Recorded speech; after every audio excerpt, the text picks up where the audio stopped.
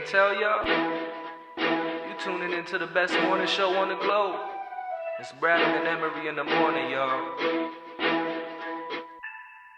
LeBron or Jordan, either one when I'm performing. Crossover, buzzer beater and I'm scoring. Bradham and Emery in the morning. Every play they on it. Every day I'm balling. Who's the coach? Who's the GOAT? Like Brady and Belichick, best show on the globe. And they embellish it. Y'all pin Ziffy, I'm Ken Griffey or maybe Mahomes. I stay in the zone, whether man to man or play in the zone. They can't stop me. Mayweather boxing, Curry with the shot, man. We just the best to be. Can we have our SB, please? This was meant to be. Every morning with Bradham and Emery. Yes, sir. You know the vibes. Ah, it feels good to say that again. Welcome back, man. Brad and Emery in the morning. Marques, Brad, and Justin, Emery. Yo. After a 3-day hiatus due to snow. Two day. Was it 2 days? Yeah, we just showed Tuesday. Okay. Well, so Monday, we were off Monday too, right? Monday we boycotted. Yo, it was funny. Yesterday, I was talking to Amber. We're sitting on the couch, and she's like, talking about going back to work tomorrow. I was like, yeah. Going back in the office for another. Back in the dining room. Yeah, back in the dining room for 2 days off. She's like, shut up. Yeah, it's good to be back, man. Hopefully, we'll be here for a while. Yeah. I mean, is it supposed to snow anytime soon? Yes, actually. Yes. This month has been out of control. It's supposed to snow, I think, maybe almost every day next week. It's supposed to be something like I don't know how heavy it's gonna be. But I know there's a lot of snow happening in the forecast. I called you the other day and told you I wasn't holding up very well. Yeah. I was distressed. You were in big time stress over the snow. But I wasn't holding up well at all. No, not at all. So you posted something on your Twitter the other day I saw. It was a couple on a date. Do you remember this? And the guy was eating his pasta? Or you quoted the tweet. Guys, it's a couple on a date. They're having pasta, and the girl is recording the guy eating pasta. Okay, yes. Okay, I do remember this. Yes. And kind of saying, well, the thing is, what it is Ree sent it to me yeah. in a DM thinking, like, haha, look at this. Yeah.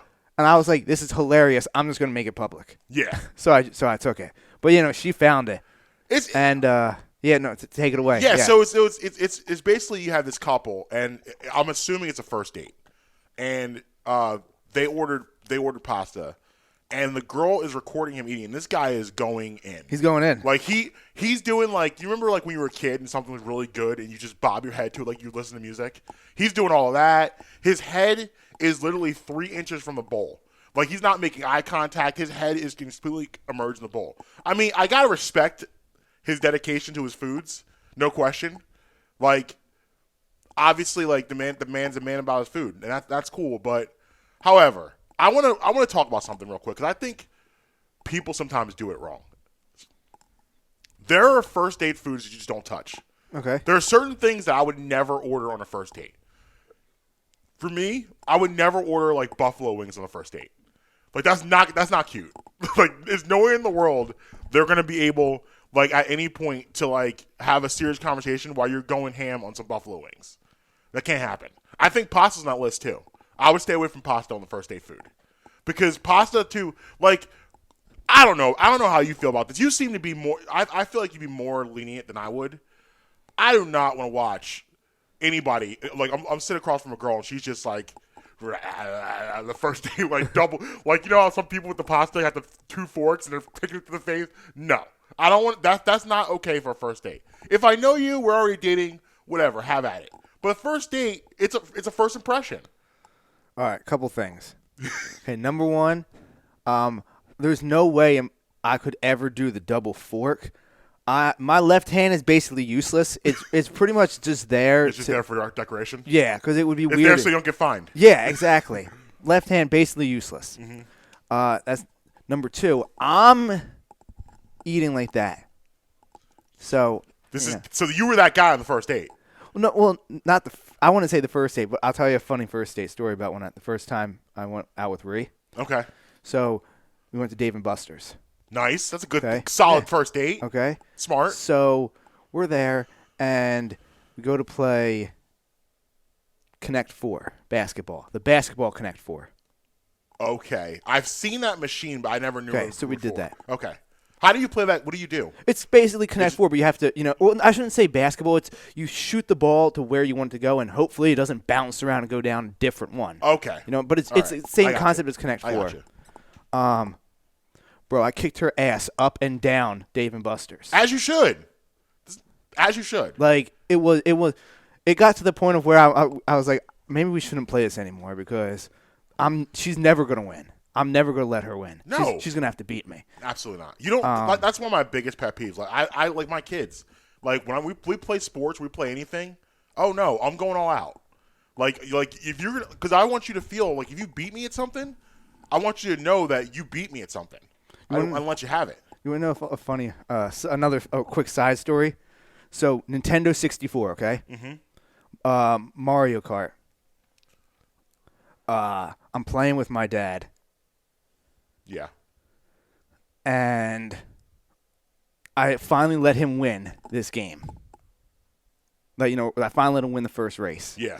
Well, that was earlier in the day before some kind of barbecue or family gathering. Because later in the day, extended family was over. Right. And I remember him telling my uncle, "Yo, watch this." He's like, "Load the game up again, and let's play the same race that I beat you in. I'll beat you in again." I turn to him. I'm like, "Excuse me," like 10-year-old me's like, "What'd you say?" Yeah. What'd you say? Not even 10. Like 7-year-old man. Like, what did you say? He goes, "Load up the race." Kicked his ass. Obviously, had to do it. Had to do it like so. He's like, again, I beat him like 3 or 4 times in a row, and he goes, "All right, you must have gotten better." I looked at him. I go, "I let you win the first game because I didn't know if I figured if I kept beating you, you wouldn't want to play anymore." Wow. That had to be a shot to the old gut. Oh, yeah. It had to. That had to hurt. And the thing is, I made sure he never beat me at that game again. Good. No, I mean, you got to understand, like, I had the advantage. I'm like 9 years old. I'm sitting at home all day just playing Mario Kart. I mean, exactly. I mean, that generation don't know anything about video games. No. We're talking about the guy who just last year, during the pandemic, retired the flip phone. The Nokia? I don't know what it was. The push text? oh, text. Oh, yeah, come on like now. Get out of here. The three. Oh, man. Anyway. But yeah. I'm sorry. I was just corrected. Apparently she won the first round, and then you decided not to let me win anymore. The girlfriend hotline. Yeah.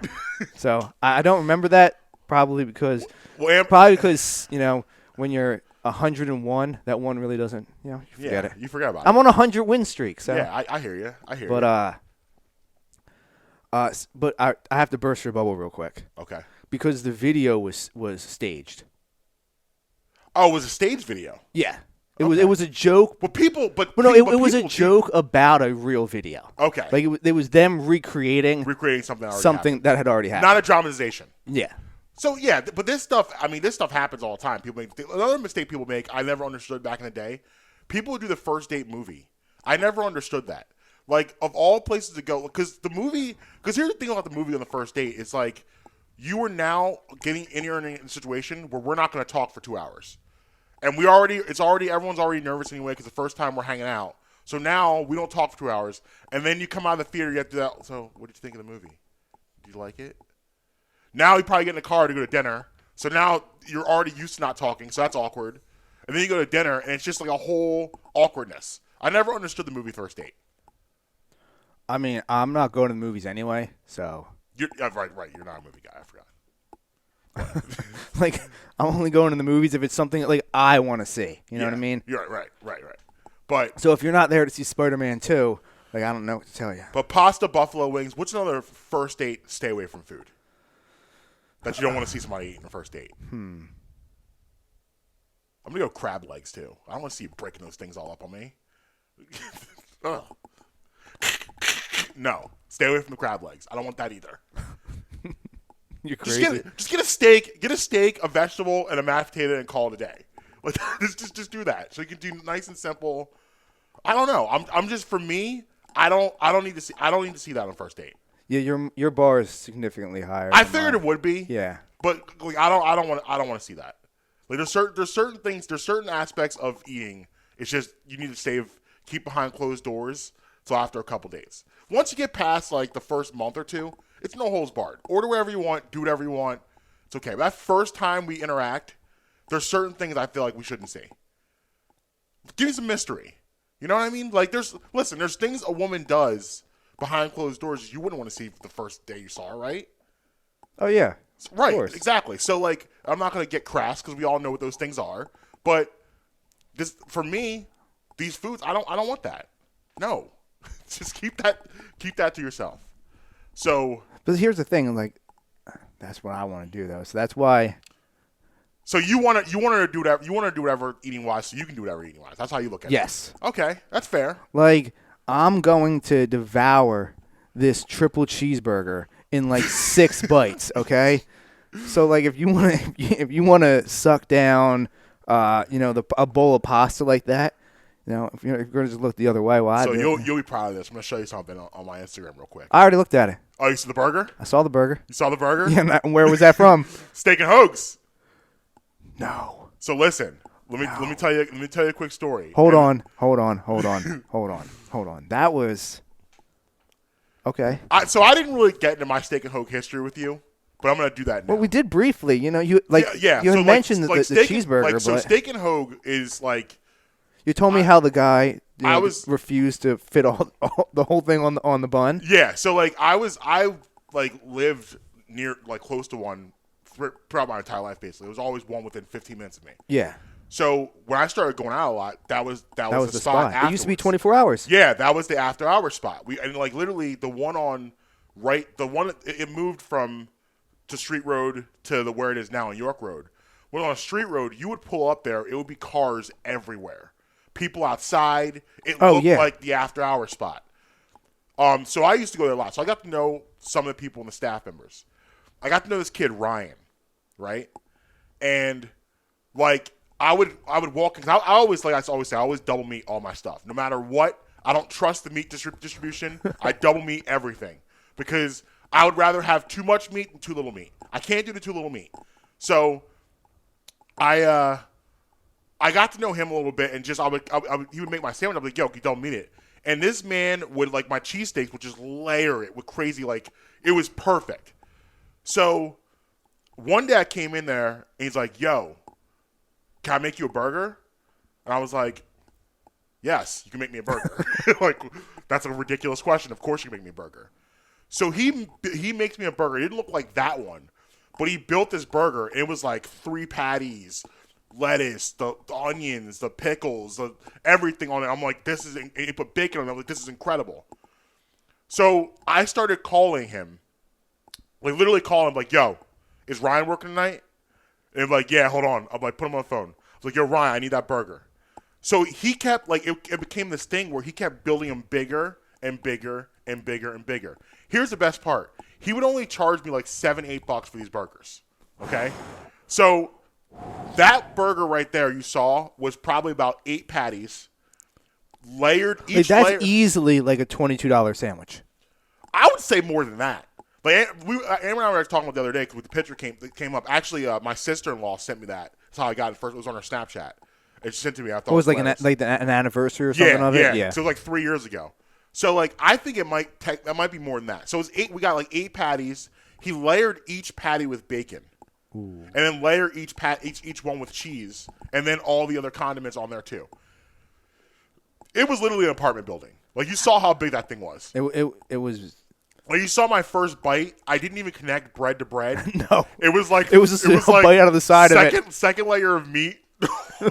All the way down. It was like the side of it. Yeah, I couldn't even get my whole mouth. No. And I don't have a small mouth by any means. I couldn't even get my mouth big enough to get to the top of the bread.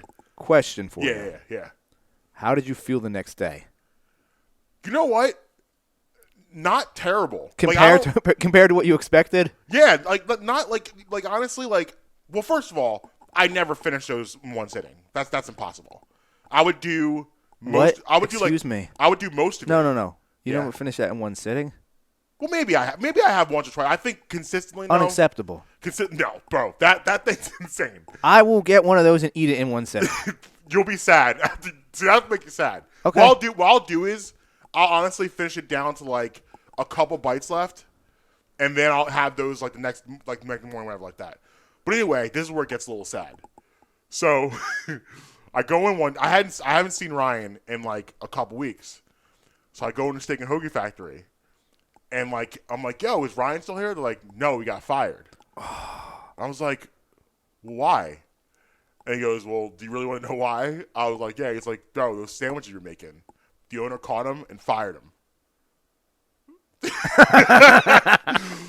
Well, think about it though. Think about all the inventory he was using. Hundreds of dollars. Yeah, so he was basically stealing from the company and giving it to me. Yeah. I was a whole Walter White over at Steak and Hoagie Factory.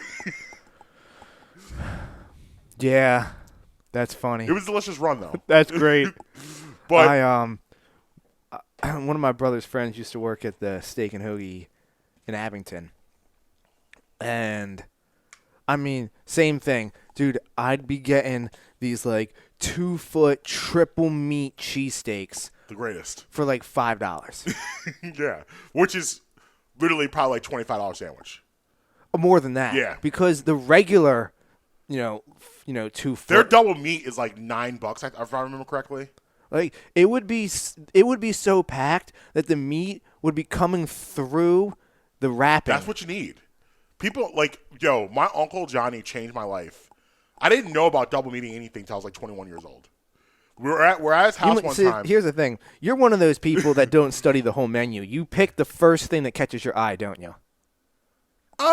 Yeah, you do, because otherwise you would have discovered meat before 21. I had no idea. We were sitting at the table, and like we ordering cheesesteaks. And he's like, "Yo, what do you want in your cheesesteak?" And I was like, "Ketchup, mayo, fried onions." So he orders it up. He goes, "Yo, I'm gonna get 2 cheesesteaks with double meat." I was like, "What?" I was like, "What did you just do?" He's like, "I put extra meat on there." I'm like, "You can do that?" He's like, Yeah, you could do that. It's called double meat. He came in there. I was like, this is a sandwich I've been looking for my whole life.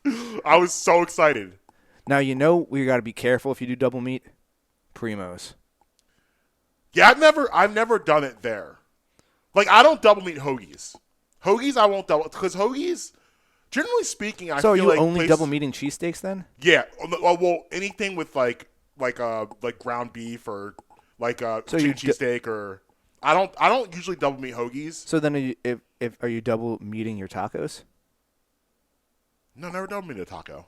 I don't know how it would go over. So are you literally only double meating your cheesesteak? Cheesesteak, cheeseburgers, like a hot roast beef, a French dip. I'll double meat.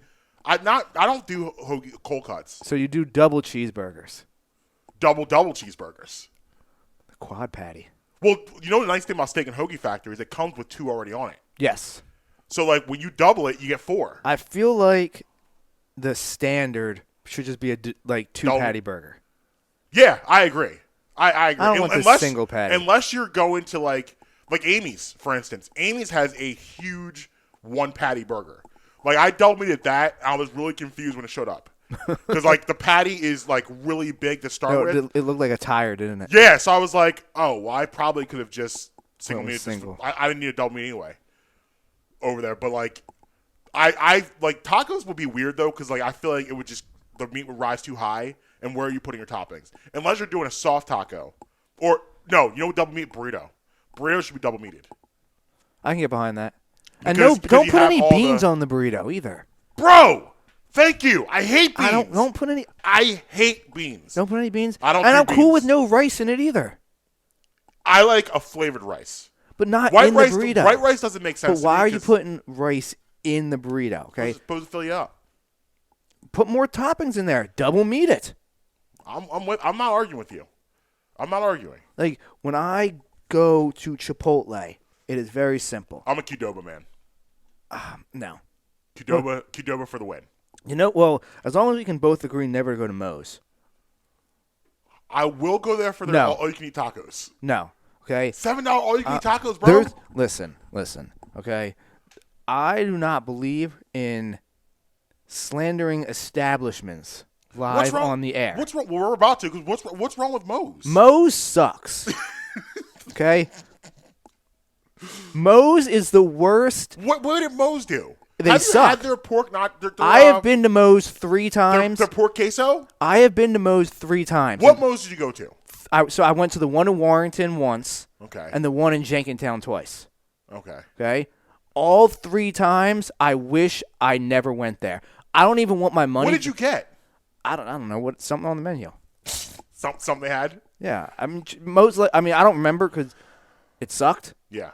But I'm assuming I got like a make your own burrito or something, something along those lines. But it sucked. It's awful. I don't have an issue with Moe's. No, Moe's is terrible. All 3 times I went there, I don't even want my money back. I just feel bad for my body having to digest that crap that they pass off as food. Where are you on California tortilla? I don't think I've ever had it. Delicious. I actually had from them. Where are you? Ready for Actually, there's one another. in Dolestown. Oh, okay. There's one right in Dolestown. No, I don't think I've ever been there. So I actually had from them a ramen noodle burrito. Oh, I'm intrigued. Yes. Yes. And I made it at home. Not the same. No. No, I couldn't. Because I couldn't figure out. Like, they got it saucy in there. Okay. And, like, mine was, like, a little dry. So I don't know what they do to make it salt. But, like, it was delicious. Also, another place I hate that I will never go to that I will also put on the record. Okay. Buffalo Wild Wings. I am with you 1,000%. I hate that place. Their wings are tragic. It's the worst place to go and get food outside of Moe's. I am with you 1,000. I will stand with you with Buffalo Wild Wings. It is bad food. Their wings are literally almost unedible. But they're not good wings at all. They're terrible. Well, I'm going to talk about this with J. Cole on Monday because I've learned that really Pennsylvania has really bad wings. Like, Pennsylvania is not a good wing state at all. My biggest problem with the wings in this state is that I should not have to sacrifice the crispiness of the wing for sauce. Like, what I usually do with my wings is, because I like my wings crispy, like a normal person. I like sauce too, but my sauce should not make my wings not crispy anymore. So what I usually do is I get my sauce on the side and order the wings plain so I can just dip them. Oh, yeah, so I usually do that too. But I shouldn't have to do that. I should be able to have the sauce on the wing. I prefer so that it's anyway crispy. because I want to. I can't trust someone else to put the amount of sauce that I like. desire on there. I'm not going to argue with that. So I always get it on the side, just because. And sometimes, honestly, just because I can't trust them not to screw it up. Sometimes what I'll do is I'll honestly bring it home, salt and pepper, and just take it to the head with no sauce. Like I love chicken wings. Like my opinion on sometimes on some work, because I've worked in a lot of restaurants, so like it's not that hard to do. But like I'm impressed when people just get my food right. That impresses you? I mean, like you would be stunned by the amount of time that my food is screwed up that I order. Oh, I know. Well, I get that too. Yo, have you ever had someone? Like I said, I worked in a lot of restaurants. It's not that hard. Have you ever tried to double meet someone? Had someone argue with you about it that you can't do that, or you should like? I called a restaurant. I was like, yo, let me get a cheeseburger hoagie. That's what I'm like. Go cheeseburger hoagie. Called them before. Everything you love about a cheeseburger expanded. So I got the cheeseburger hoagie, right? I double meated it, or I wanted to, and the guy's like, well, we already have a lot of meat on there. It's like, bro, I didn't ask you how much meat you have on the sandwich. I said I want to double meat it. Yeah, well, I don't know if we're going to fit it. That's not my problem. You need to figure it out. Like, I am asking you to do something that I am paying for. I expect it to be done. Like, yeah. I think sometimes people don't understand, especially in the restaurant business, that once I decide to become a patron of your establishment, you work for me for that half an hour. I'm now your boss. I tell you what to do and you just do it. You don't ask questions. I own you for half an hour. That's how it works. I am in charge of you for half an hour because I am paying you to give me a service. So I expect you to just do it. Don't ask questions. Just do it. Like there have been times I've gotten into full-fledged, almost arguments with people on the phone about my double meat. Like, yo, listen, that's what I do. Okay? I do this. And then it's frustrating, too, where I'll already have done it at a place, and then I'll call back and I'll try to tell them we can't do that. Bro, you did it last week. Okay. Before we go to break, I'm going to tell you the legacy of Steve. The legacy of Steve. Yes. It's a strong intro. Okay, now Steve has not come out for a while. Now, where is he? He's in hiding. He may come out sometime Are we soon. about to confess to a felony? What's going on? No. So you ever call a place and put an order in and you're like, I wish I ordered something better? Yeah. Oh, yeah. Yeah. Steve. This is Steve every time he orders? This is Steve every time he orders. Don't tell me he's the guy that they make the food and he cancels it and tries to order something else. No. What's Steve doing? Steve is the guy who calls up puts the order in, then discovers something better later, and it's just out. So you're telling me he'll order from a restaurant and he'll discover a whole new place of things he wants? So, like, orders restaurant A. Okay. Kind of impressed with, but then while waiting for his food, sees something at restaurant B that catches his eye better, orders from restaurant B. What happens in restaurant A? Does he cancel it or does he take that too? Tyreek Hill. He ghost on it? Ghost on it. The legacy of Steve. The legacy of Steve. This is the legacy of Steve. This is mind-blowingly irresponsible. All right, we're going to take a break. And when we come back, I have a Carson Wentz conspiracy theory. We might need our 10 full hats for this one. Brad, Maybe in the morning, Marcus Brown, Justin Emery, we'll be right back. Hi, I'm Marcus Brown. I'm here to talk to you today about Uncle Mike's homemade ice cream. USA Today selected Uncle Mike's as the best ice cream parlor in Pennsylvania. Uncle Mike's is a family-owned and dedicated to the production of premium-quality gourmet ice cream and sorbet. Made fresh daily on the premises using the highest quality ingredients available, Uncle Mike features over 30 unique delicious flavors offered in scoops, sundaes, shakes, and special order ice cream cakes and pies. Uncle Mike's homemade ice cream is located at 537 York Road in Warminster. It's open all year round, serving you happiness one scoop at a time. Hi, I'd like to talk to you guys today about my friends at Amy's Pizza. Amy's has a plethora of pizza for your munching pleasure, specialty pizzas such as Hawaiian, margarita, taco, and plenty more. If the sandwiches you're into, they've got those too. Cheesesteaks, burgers, hoagies, even gyros. Amy's offers pickup and takeout options, but they are also available on Grubhub. Amy's is located at 332 York Road in the heart of Hatboro. Call them at 215-957-1000. Again, that's 215-957-1000.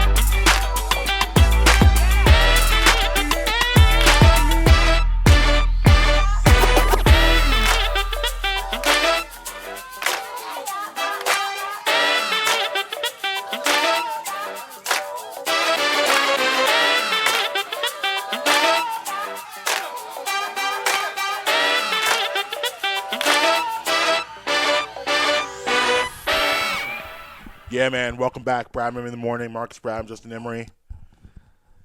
Yo. So I never got a chance to do it in the first segment because we kind of went off the rails. As we do. The first segment literally should be called Off the Rails because it never is usually about people. We come in here with both of us with these great notes for the thing. Yeah, and we end up talking about double meaning for half an hour. Oh, we end up talking about whatever the conversation started pre-show. Right. And then it just bleeds into right. on I'm air. sure people, if you're first time listening, you're like, is this a sports show or it's a food show? What is this a first date show? What's happening? Yeah. It's everything. It's all of those things. Well, here's what it is. We'll give you some sports news right now. J.J. Watt has asked for his release. Yes. And interesting.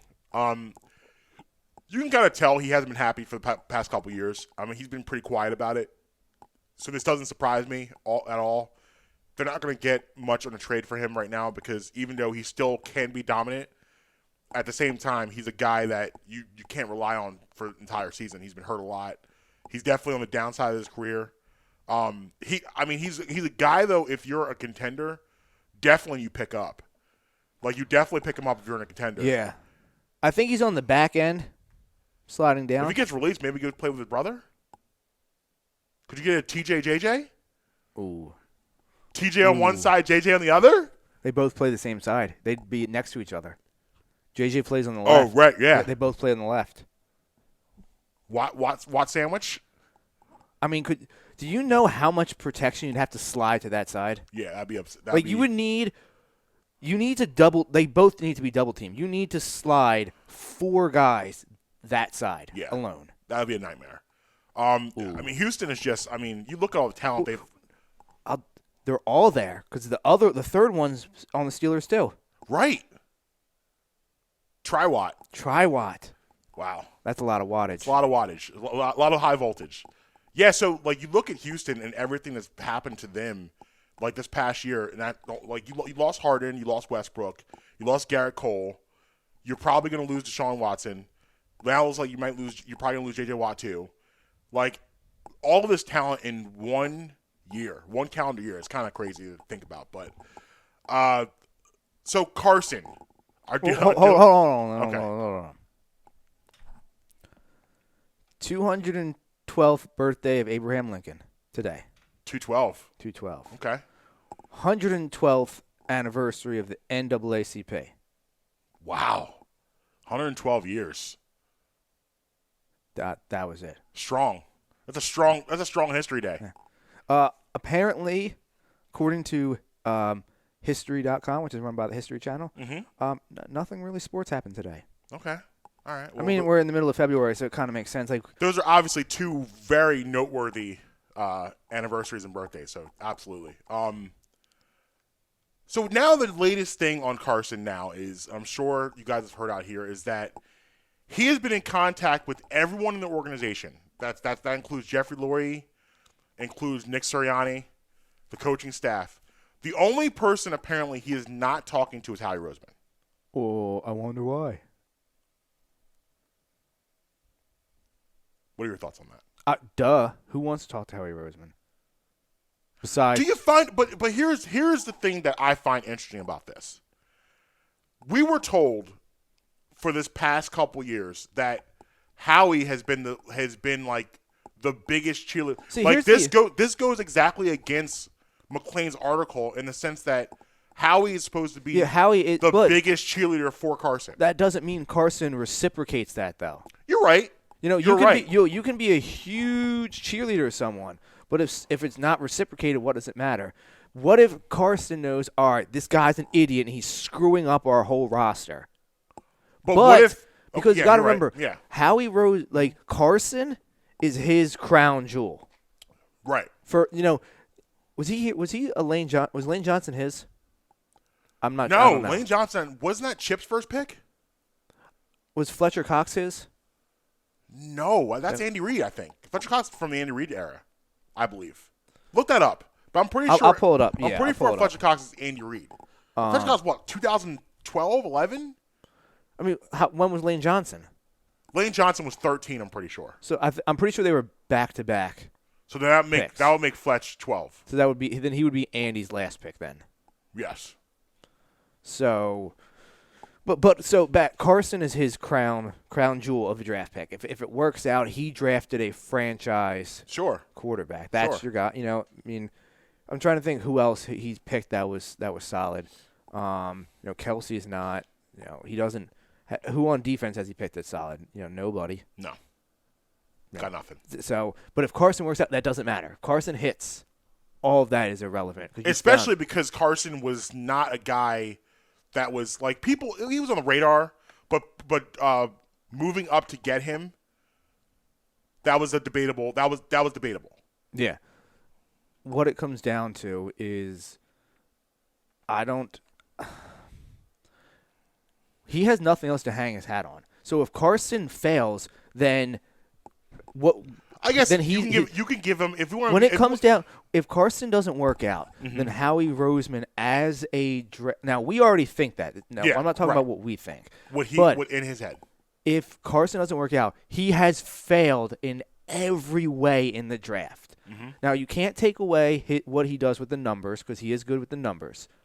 And he had a good free agency year in 17. But outside of that, yeah, you have outside of managing, which is basically making him a glorified accountant. Okay, outside of being a glorified accountant and drafting Carson Wentz, which right now is up in the air. Right. You are a total failure as a general manager across the board in every single aspect. So it makes sense for him to hitch the wagon to Carson. Yeah, this is my guy. What if Carson's looking at him like, this dude sucks? Right. He can be. I appreciate him drafting me, and he can be my biggest cheerleader. And another aspect is look who like Carson, one of his best friends, if not his best friend on the team, is Zach Ertz. So you think he's happy with the way how he handled the situation with him, and his contract. But here's the thing is that he handled it poorly. However, Ertz's reaction was equally as bad. I agree. Like, he pouted through the whole year, making him look terrible. I agree. So, and let's be honest, and I don't know, maybe it was because of the pouting. I guess this year will determine that wherever Zach Ertz ends up. So, Howie Roseman's was Lane Johnson and Zach Ertz were his first two picks. So Johnson was at 13? Yes. So that was Chip's first year, but Howie ran the draft that year. Right, okay. So his pick first round was Lane Johnson, 13. Second round was Zach Ertz. Strong. Then the only other Pro Bowler that they have drafted, number 11. You're off to a good start. I mean, the first two were strong picks, but yeah, I was going to say about Zach Ertz, we got to be honest about him. Like now, we don't know if the pouting had to do with it, but let's be real. Do you think that Zach Ertz is coming on the downhill part of his career? Yeah, I mean, what's he, 30, 31? Is that fair to say? Like, I don't know that he's going to be the same guy. It is. My look at it is, and I understand it's a little archaic because of everything Tom Brady's doing, Drew Brees, etc. Mm-hmm. You hit 30, I'm starting to look at you sideways. The Joe Banner. Now, certain position groups, like, for example, offensive line, 32, 33. I'll let that can go. Quarterbacks too. I think quarterbacks fall on that. Quarterbacks, even defensive linemen. Elite defensive linemen. 31, 32. Those quick twitch muscle guys are the ones you got to look at differently after 30. Yeah. Like if you're a cornerback, a defensive back, a wide receiver, running back. Those are all the positions that you got to look at differently after 30. You got to reevaluate. You just have to, because most guys, that's it. Like you start to slow down a little bit. You start to decline. Well, look at the amount of corners and safeties. Like I'm saying, high level corners and safeties that are over 30, and then look at the amount of offensive linemen that are over 30 playing at an elite level. I mean, Andrew Whitworth with the Rams. It's like 39, 40. Yeah. Perennial Pro Bowl level. I mean, Jason Peters played well till like 36. I was going to say Jason Peters. Obviously, like he's fallen off 35, 36. I mean, Look who else. And really, when he's on the field, he's okay. It's just that he can't stay on the field. Jason Kelsey. Yeah. Yeah. I can't remember his first name, but Hudson. He plays for the Raiders. Mm-hmm. I might butcher his name. Osemele. He plays for the Chiefs. These are all guys. Right. 32, 33, 34, 35 years old. Still can produce. Yes. Yeah, I agree with you. But I'm looking at your side. I'm looking at you. I'm with you. I'm looking at you crazy. So what if Carson is upset with Howie because Howie is the real one that wanted Jalen? Because play along with me for a minute. So again, talking to everybody, right? He's talking to everybody in the organization. Yeah, let's get tinfoil hats out. He's talking to everybody in the organization. That's called Twitty. Yeah, he's talking to everybody in the organization but Howie. Howie has the huge lifestyle influence, and I agree with your points you made. That was well put. That you're messing up the franchise. However, Doug Peterson was kind of like, it was leaked out that Doug wanted Jalen. That doesn't seem to be the case anymore, based on the new information we're getting. It's now been reported that Doug really wanted Carson. So now it's like, I'm starting to think about this. What if the reason why Carson is really upset is because he found out that Howie actually is the guy that wanted Jalen? That's my conspiracy theory. I'm throwing it out there. I think that Howie wanted Jalen because Howie again is trying to save his job. And I used this theory before a couple months ago, but I had Doug and Howie both attached. Well, what if Howie goes to Doug? So Howie goes to Jeff. He has a meeting with him and says, "Listen, Carson's not playing well. We need to abandon this right now to save our season." Jeff doesn't know what he's talking about, says that's fine. Howie then goes to Doug and said, "Listen, you need to play Jalen Hurts. You got to play him. Carson needs to sit down." Doug doesn't want to do it, but he has to listen to his boss. So Doug being, and also it's interesting too, Doug at the end of the season, what did he say? "I don't want to be a company man anymore. I don't want to be a yes man anymore." Maybe this is why. Because here's the deal. Howie can now say, "You play Jalen," but does anyone have to know that Howie wanted to play Jalen? No. Because all the bullets are going to go to Doug. Everyone's going to think it was Doug's decision. So Howie gets to hide and not take any responsibility for that decision. What do you think? That's a lot to unwrap. Yeah, I mean, before I start dissecting that, yeah. First things first, everyone can all agree, Howie Roseman is the issue. Yes, yeah, okay? No question. No question. It's just from which angle do you want to come at it from? I agree with you. Yeah, no question. This is what I say. If everybody has an issue when a particular person is there, mm-hmm. and when that particular person is not there anymore, there's no issue. What is the common denominator? Howie Roseman. Right. So, Howie Roseman will be the reason of Jeffrey Lurie's downfall. Yeah. He's attached himself to this person, and he won't let go. I agree. But, it just, I don't know. I've had a couple days to think, and, with all the because, listen, we're in a constant stream of new Carson Wentz stories every day.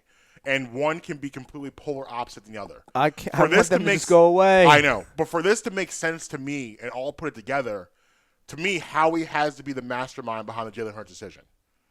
Now, and also, too, now you look at Nick Sirianni's. Oh, well, no. So there's no doubt about it that Howie Roseman was the mastermind behind the Hurts decision.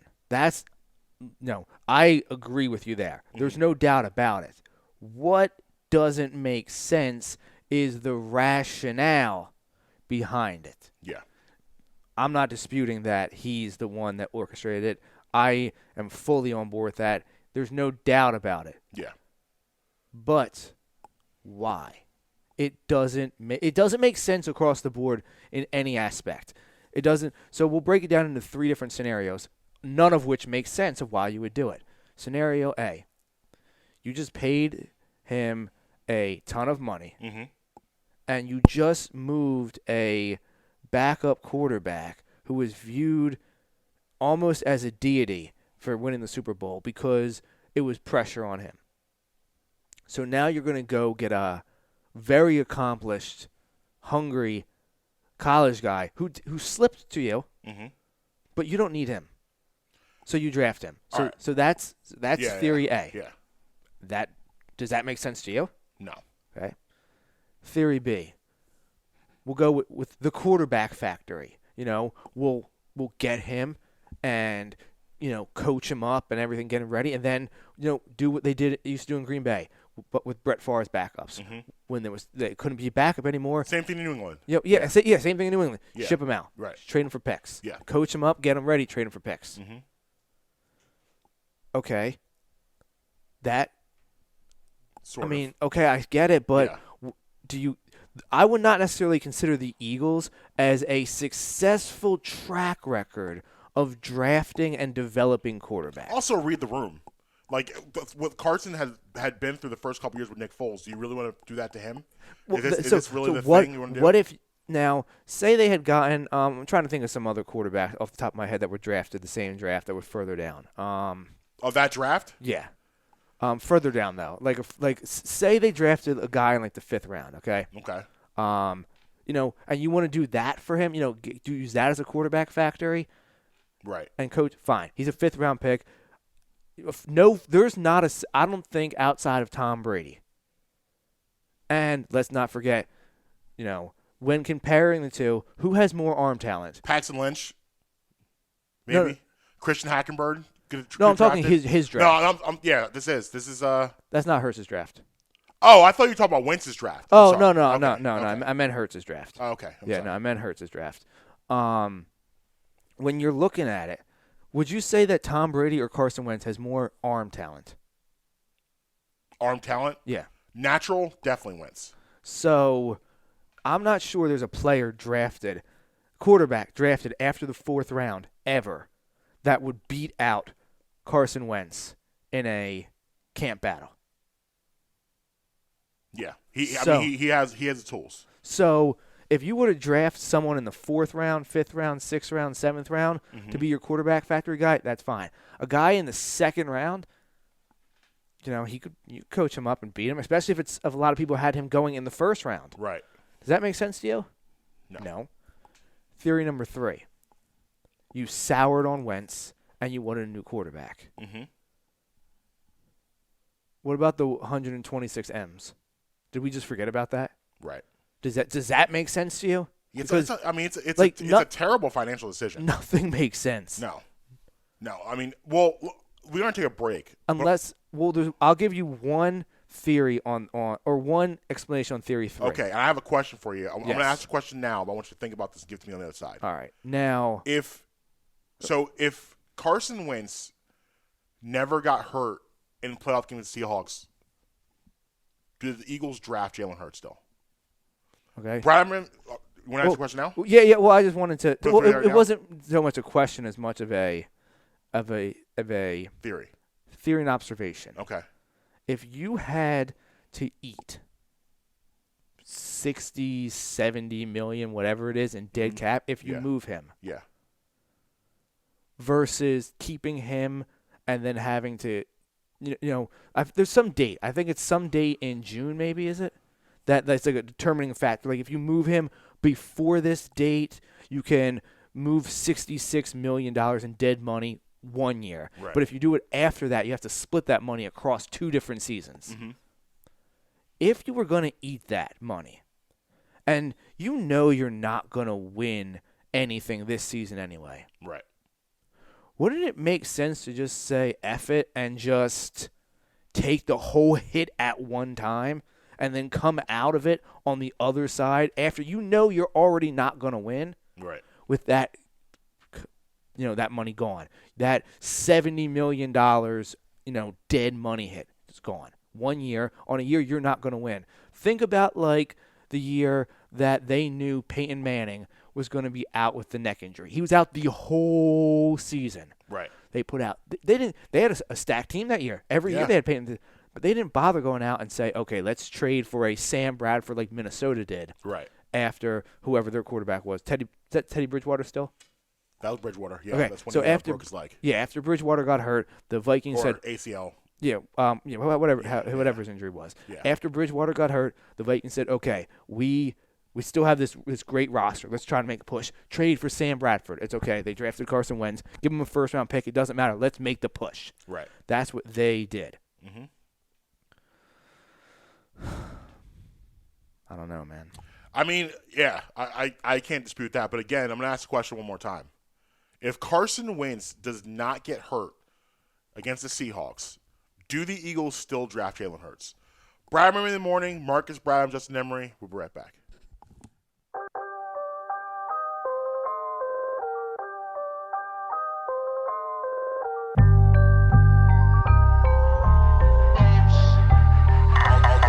I'll do.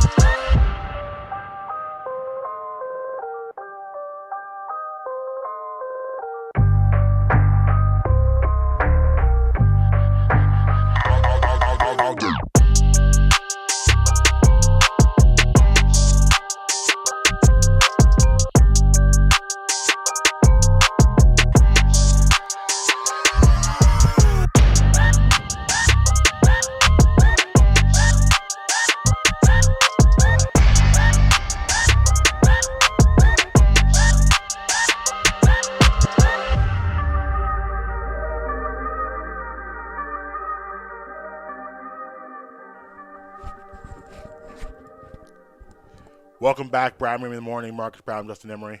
But yeah, just to put a bow on what I was saying, it goes back to like when they knew Peyton was going to be out for the year, they didn't bother going out to trade for a quarterback. Right. They just let the season go and draft Andrew Luck #1 overall. Right. So they said, okay, we're already not going to be good this year. Let's not, dilute all of our assets. And then you didn't know, like with that injury, you had no idea if Peyton really was gonna play again. Like he was having trouble feeling his fingers. Like it was some scary stuff with his neck. Yeah. Oh, I mean, like there was a point in time where he said that he couldn't feel his fingers. Yeah. Right. And that's what happened. That happened again, 2015. That's why he fell off so hard because he started to have those symptoms again. Yep. But yep. So yeah. But anyway, so I asked you a question before the break.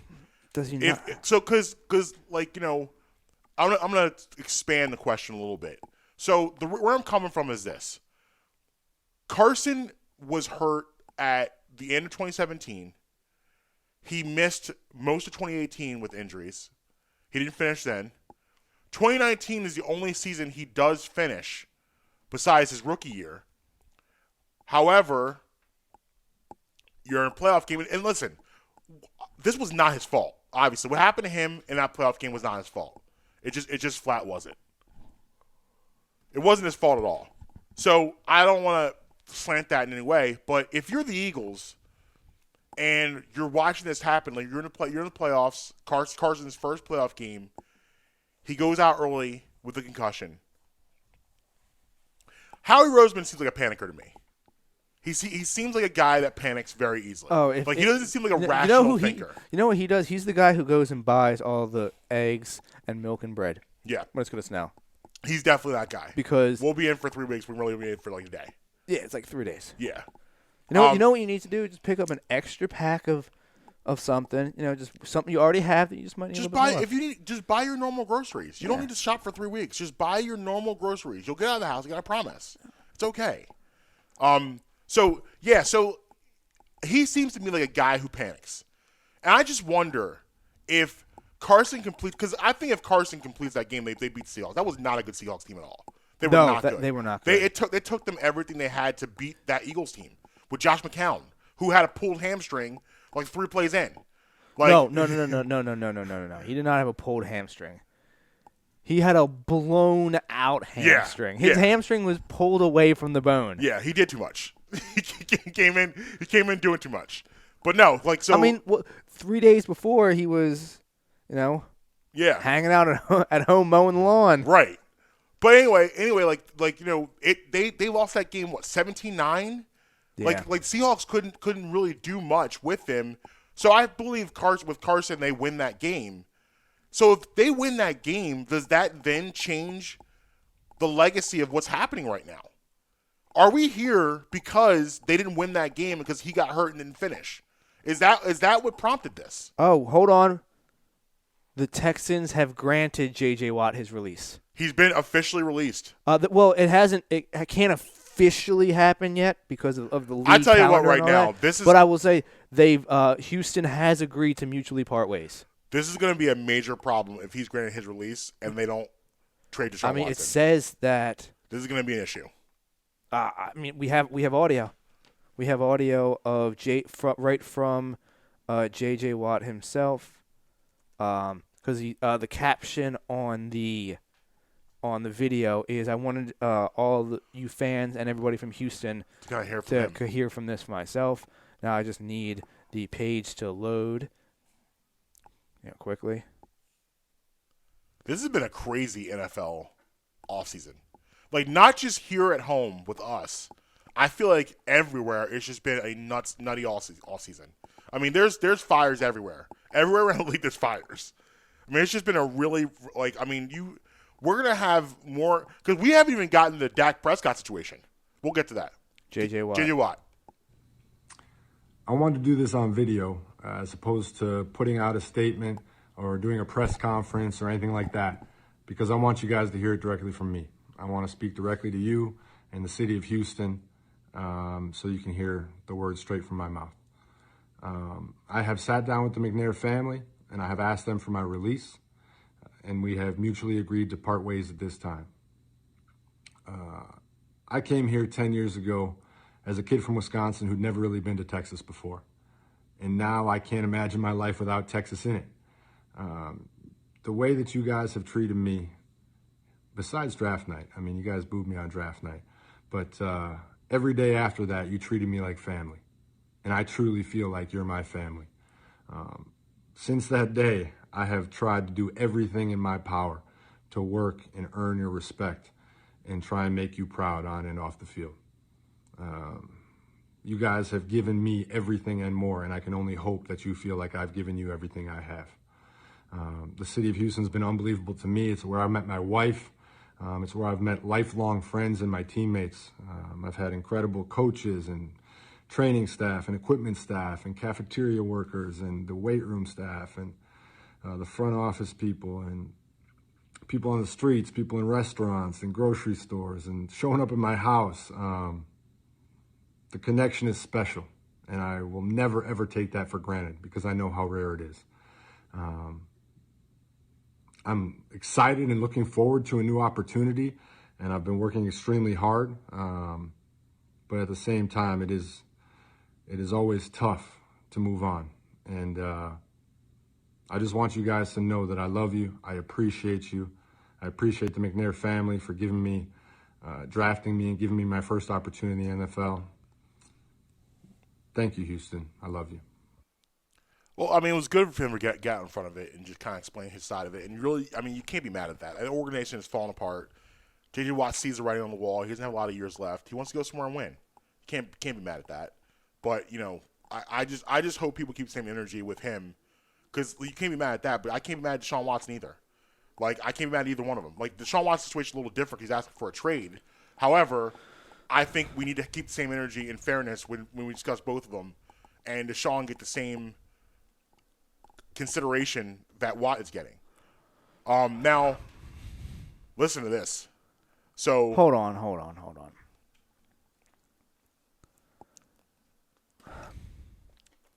Now, there's no doubting Deshaun Watson's great. As a great player, when we're talking about young quarterbacks, he's top 5, and outside of Mahomes, he's probably leading the pack. yeah, Now, like I said, I'm really bullish on Justin Herbert, but right now, today, yeah. you know, it's not. What Deshaun Watson did with that team last year was ridiculous. But I'm going to pose this question out there. Mm-hmm. In response to what you just said, as far as the Watt thing, J.J. Watt's 3-time Defensive Player of the Year. Yes. What has Deshaun Watson accomplished?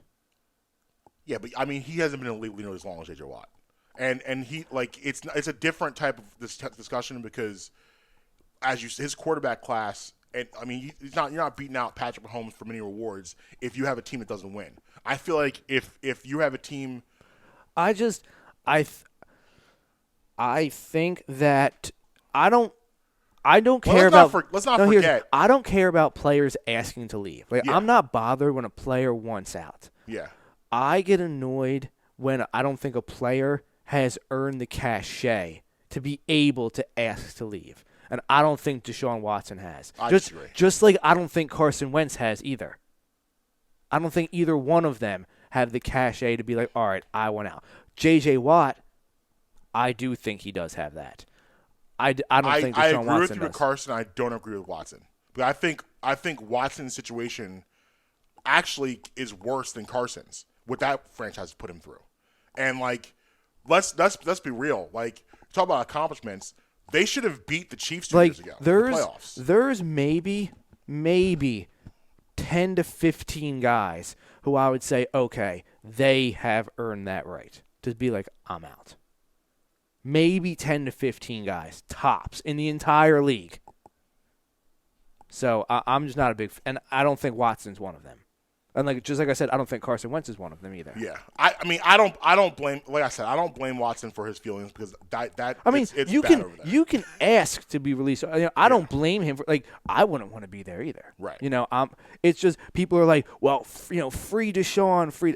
I'm not in that camp. I mean, they they took away all of his offensive players. Oh yeah, I mean, and said, don't get me wrong, we're sucks. not going to give you anything, but we still expect you to be great. Like, that's insane. Like I said, if it was me and I was Deshaun Watson, I would totally ask too. I don't want to be here. Get me the hell out of here. I don't want to be here. Right. Not at all. I just don't think that, like, if I'm looking at it from the general manager's perspective, nah. Like, not Deshaun. Like I said, maybe 10 to 15 guys right now. But I'll tell you the one who's leading the pack that I think should ask for it, and one of the guys, like I said, I would grant it to. Von Miller. Yeah. Well, but you know one thing about Von Miller though? Von Miller has already won. So, but yeah, that's no, I of, hear you. But like, if he asked for it, I don't blame him. But I don't think he will because he's already won there. So like, for him, it's not the same because J.J. Watt has been a first round exit consistently. Yeah. He got to the second round playoffs for the first time 2 years ago, and they blew a 20-point lead. Like, I'll tell you a guy that I didn't agree with doing it that did. Jalen Ramsey. I didn't think that he had that. Now, if he were to do it maybe like next year or maybe like 2 years down the line, that's fine. I didn't think he deserved to be push his way out, and he did. I think we're just in a different generation of player. Like, these players now have more control over what they want to do than any time ever in organized sports. I think the idea of like this is like the things we talk about today about players just asking out and getting out 20, 25 years ago would never be a thing. Like, you hear all this thing about Russell Wilson? Yes. Mm-hmm. If Russ was like, yo, I'm out, how can I fault him? I mean, he's I don't think I'm raising the eyebrow at him because no. I don't think I don't because I look at it differently at a place where you've been successful. Like you're going like my thing is now you're going. Here's the thing is that he has a defensive minded coach who doesn't hide the fact he's a defensive minded coach. Like they play Chuck E. Cheese offense up there. Every year is Chuck E. Cheese offense. Okay? As far as the plays. Yeah, the plays, the schemes, all that kind of stuff. Okay. They gave it outside of DK Metcalf. Name me one solid offensive draft pick they gave him at a playmaker position. Tyler Lockett. I mean, you can find a Tyler. I mean, what's the difference between Tyler Lockett and Terry McLaurin? I feel like Tyler Lockett on the other side of DK Metcalf is pretty like. No, but I'm saying, what's the difference if I had Terry McLaurin? I think he's a pretty good weapon. I would like to have Tyler Lockett in Philadelphia. Like, I'd be okay with that. There's 24 Tyler Lockett's in the NFL. Okay, but I think Tyler maybe Lockett, more. And Baldwin, Doug Baldwin. I believe he was there already when they drafted Russ. But he's still a weapon. Yeah, but I said guys they drafted after Russ. I mean, listen, my whole point is that they loaded that team defensively. Right. Ask Russ to do all this. He's been sacked almost 400 times in his career. He's on pace to be one of the. I don't think he'll play long. If he plays Tom Brady, not even that long. If he plays into his early 40s, he will end as the most sacked quarterback ever. Think about it. A mobile guy who is known to not take hits will go down as the most sacked quarterback ever. You know what I say to that? You won a Super Bowl and you should have won 2. Well, yeah, I mean that's what I say to that. But why didn't they win 2? Because they threw the ball. And why did they throw the ball?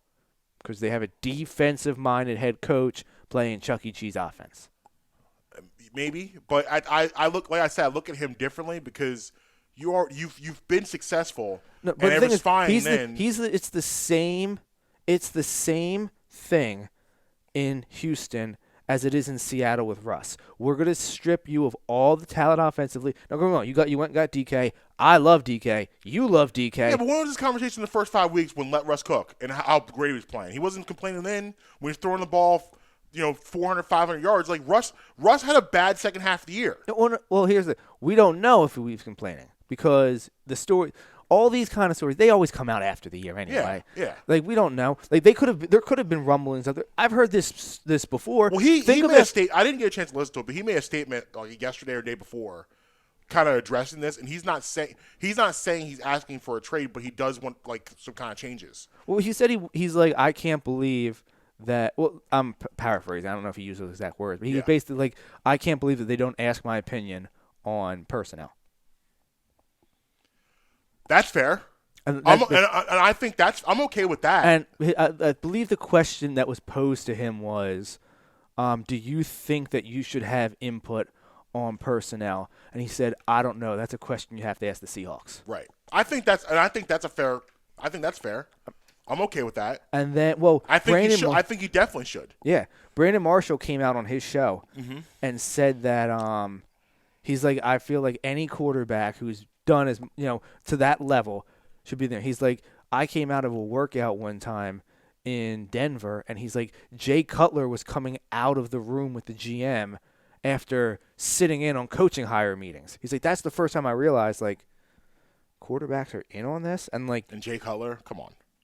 So what's he doing in there? Well, I mean, Brandon Marshall's Jay Cutler's biggest cheerleader. Right. Yeah. So, I don't. I mean, you're not gonna get those. You're not gonna get those two. That's like asking. Jordan to throw Pippen on the bus. He's not going to do it. Right. Well, I want to get back to what we were talking about before all this stuff exploded. Is Jalen Hurts here? Yes. If Carson does not get hurt, did that game change the trajectory of all of this? I don't think so. I think that Howie Roseman.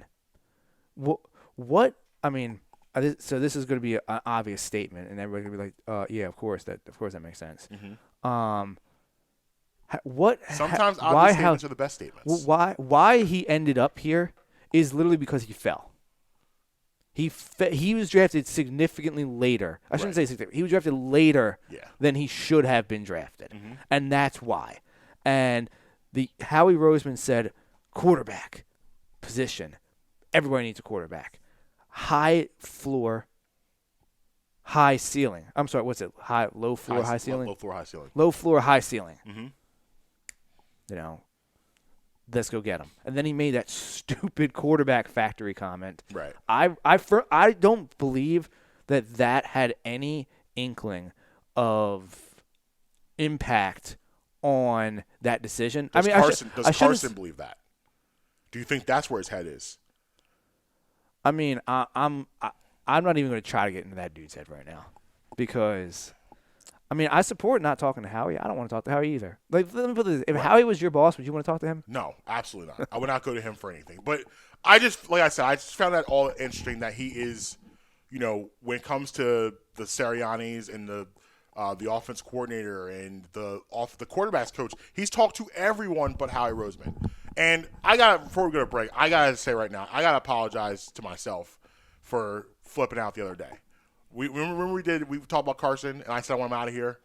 That's not true. I was going for motion. I don't want them to trade him. I don't. And that was strictly, I flipped out. The music came on. I had a moment. And I started, because at the end of the day, I do stand by everything I said about him and how frustrated I am with him. But I don't want him gone. I don't want that. So I want to take that away. I'm sorry, Carson. Please stay. Brad Memory in the morning. Marcus Brown, Justin Emery. We'll be right back.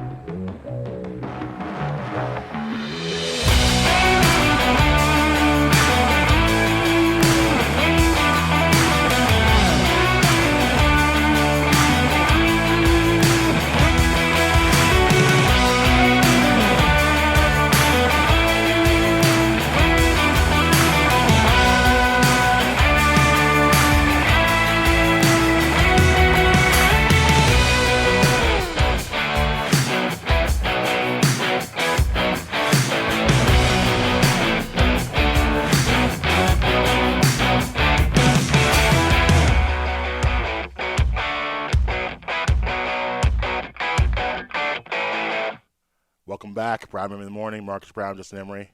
Yo, is Dave Chappelle the most powerful man in entertainment? I love Dave Chappelle. Me too. And I'm a date he just pulled so I pose that question because I go back to, so he decides to leave the Chappelle show at the height. He didn't get canceled. He decided to leave $100 million on the table and just go away Just go away. Just basically, he went away for years and years and years. Does some like little pop-up stand-ups here and there, but pretty much goes under the radar completely. Moves his family to like this small town, Ohio. I believe they live on the outskirts of Columbus. Yeah, you just don't like. It's a really small town. Maybe homie might show up. Yeah, right, right. Like, well, it's the thing is like he literally walks around that town free. Like he goes to the stores. He like because they don't treat because it's a small town, so it's just Dave, our neighbor. It's not Dave Chappelle. That's why it was smart that he moved his family out there because it's obviously good to raise a family in that limelight. So he moves them over to an area where they can grow up somewhat normal. So he does all of that. Strikes that incredible deal with Netflix a couple years ago. I think the original deal was 3 stand-ups for $60 million. Yeah, they've continued their long standing, right? Oh yeah, I believe. So, I think he's a big fan of the Netflix special. So listen, my man, Chappelle Show goes to Netflix maybe 6 months ago. Okay, 6 months ago it goes to Netflix. Dave Chappelle in the middle of one of the stand-ups tells everyone, "Hey, don't watch Chappelle Show on Netflix." Because I'm not being paid. Yeah, I'm not being paid from this. This happened a couple months. Has a meeting with Netflix. Netflix, bro. Netflix. Yep. Now I'm familiar with Has the a story. meeting with Netflix. Netflix takes it down. Takes down the Chappelle Show off the platform. Do you know how much money they lost probably from losing the Chappelle Show off there? Because Here's the thing is, now I have all the seasons on DVD. Yeah. So I can watch them whenever I want. Right. Literally, I discovered Chappelle Show was on there 2 days before they took it down. I was like, oh, it's on Netflix? Oh, yeah. bet, let's go. So, and I'm sure a lot of people like you that went there, because, listen, those sketches were so ahead of its time. One of the greatest sketches in the history, not even just his show, in the history of television, in my opinion, is The Black Bush. Which one's The Black Bush? Where he pretends he's George W. Bush. Oh, yeah. My personal favorite is The Black White Supremacist. Bigsby. Oh, I mean, like that's Bigsby and then Wayne Brady. Oh yeah. You had Prince, like Prince, the Tupac song in the club. When Keeping It Real goes wrong, we can go on for hours talking about the legend of that show and how incredibly 2 seasons. Yeah, incredibly, insanely funny it was. So anyway, let me stay focused. So he gets Netflix on the phone. They decide to take off the platform. Really? Hold up. Really, I have to say, he has even a major inspiration in this show with the segment we do at the end of Fridays. Yeah, absolutely. Breakfast bars. James Corden gets credit for Carpool Karaoke, but let's be honest, Dave Chappelle started that 15 years ago. Yeah. He was the first one riding around with guys actually, and he was actually driving around. It wasn't like a stage. So yeah, he was so driving. anybody out there that's listening that doesn't realize it, Carpool Karaoke, that car is parked on the back of a trailer. Right. And it's being driven around. The trailer being driven around by a truck. So it looks like he's moving. It looks like he's driving. Right. He ain't driving. He's hooked up to a trailer. No, Chappelle was literally whipping around. He's driving around New York City. Driving around the boroughs of New York with Mos Def in the passenger seat just spitting. So you have all the things that listen, you could make an argument that he was a huge reason that people fell in love with Kanye West. Kanye West was going to show a lot, and they formed a relationship, and he would perform a lot with Talib Kweli, Mos Def, all of those kind of backpack rappers. Dave Chappelle told a story on his most recent stand-up about how Kanye, he's like, I was listening to some unreleased Kanye. Someone was like, everyone in the crowd was like, what? He's like, I'm cool with it. Kanye just sends me music sometimes. Yeah. He's like, yo, what do you think of this? Dave flew out to the ranch a couple months ago when Kanye was having an episode. He flew out there to see if they're legit friends. Yeah. Him, Dame Dash flew out there. They're all friends like that. But so anyway, so Netflix takes it off the platform, right? Forces Comedy Central to get on the phone with Dave. Netflix didn't do this. Comedy Central says, no, we can't lose that. Now is paying him. Now he's getting reimbursed for the money back on the platform. Back on Netflix. Back on it? Oh, love it. How crazy! That is a power move of power moves. The idea, because people don't usually listen. The idea that he has such control over his audience, and people love and respect him so much. He was like, "Yo, don't watch it on Netflix," and people really didn't watch it. it was like a trend. Like, don't watch Chappelle Show on Netflix. Like, that was the whole thing. Like, don't do it.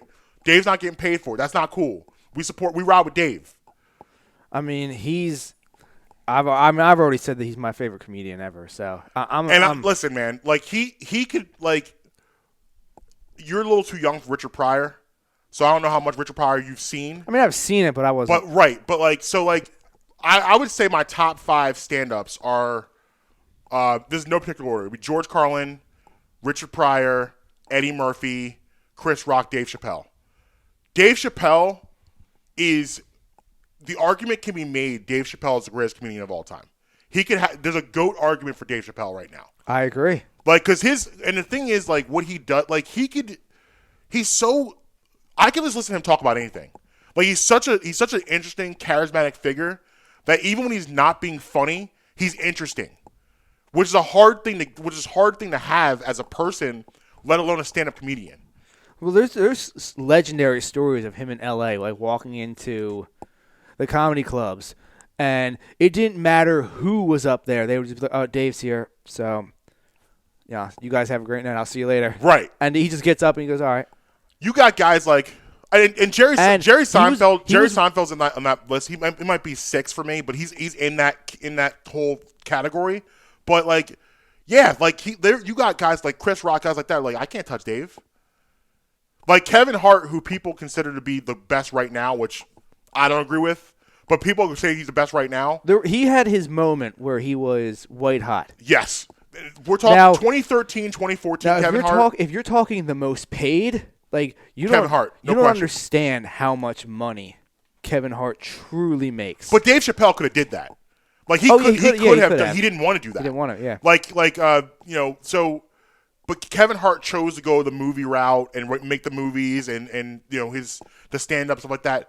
But to me, Kevin Hart's he's been oversaturated because he puts out way too many stand ups. Like you go back to Kevin Hart's Seriously Funny, and the special after that. That was his pocket. I think it's Laugh at My Pain. Laugh at My Pain. The one I forget which one. The one with Shaq and LeBron were in the audience. Yo, that one. That one was insane. And then Laugh at My Pain. Like all of that. That was peak Kevin Hart.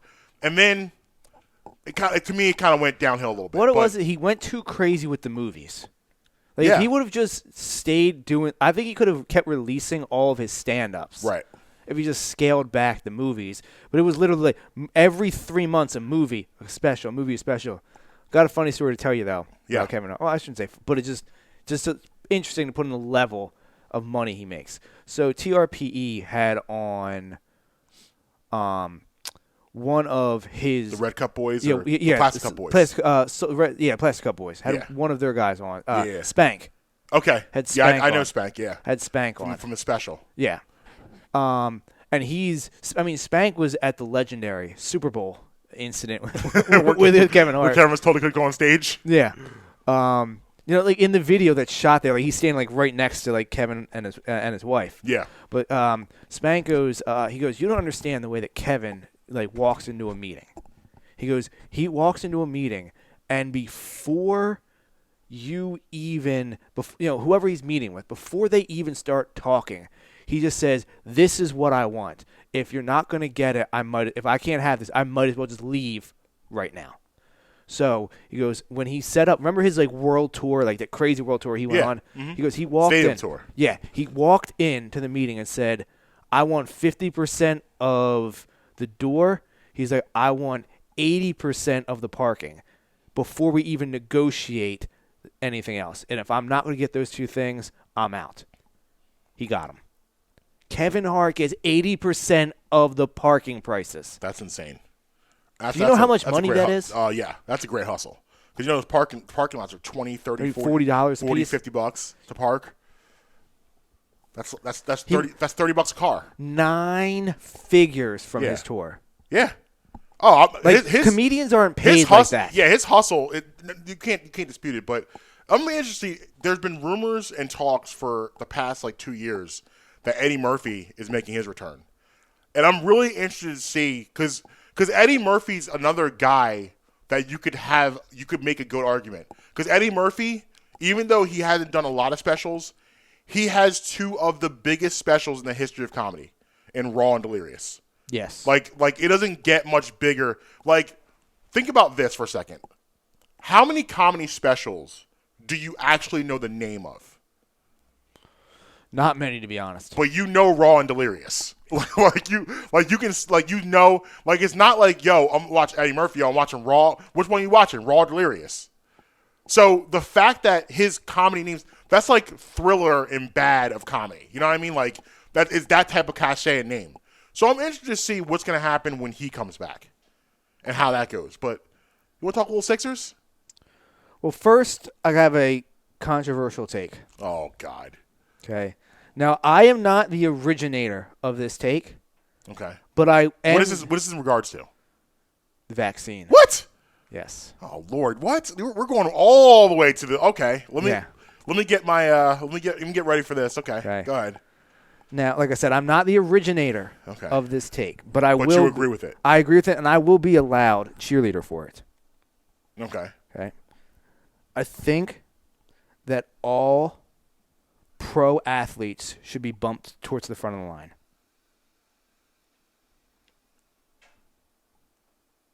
Okay. Well, I was just gauging your reaction before I move further. Show your work. Okay. Why? So, specifically, I want to start with the NBA players and the NHL players because they're the guys that are in sports right now. Mm-hmm. Okay? Everybody's sitting here thinking, oh, privilege, athletes. Get it. Yes, I understand. Not going to deny that part. But think about all of the ancillary pieces that go to that. If sports shut down again, what goes on with our show? If sports get shut down again, what goes on with the stadium personnel and the game day personnel? If sports get shut down again, what goes on with the people that work in the office jobs at these leagues and these teams? There is a much larger ecosystem that is, supported by pro athletes than just the athletes themselves. So, you're propping up much more. And when you look at it, you're vaccinating between 1.3 and 1.5 million people per day. It's about 5,000 people if you were going to do that for the NBA and the NHL. It'd be approximately about 5,000. Mm-hmm. So if you're doing 1.3 to 1.5, you're telling me that you can't do 5,000 to, obviously we can't say ensure that sports won't shut down again, but a pretty good chance they're not going to shut down again, and you're going to tell me that's not worth it? Well, here's one thing I'm going to shoot right away, is that what I'm thinking is that we are assuming that every athlete is on board with wanting to be vaccinated, and that could not be the case. So what do you do? What do you do if – I'm not even going to pick a major superstar. What if Furkan Korkmaz decides he's going to get vaccinated because he's going to agree with it? Or what if, Karis LeVert or insert anybody, how do you like, are you saying they should be shot to the front of the line and have the option to be vaccinated? Or are you saying you made a mandated rule, like you have to get vaccinated? I think that the head doctor for each team should walk into the locker room with enough doses for everybody and say, who wants it? So you are saying they have the option still? Yeah.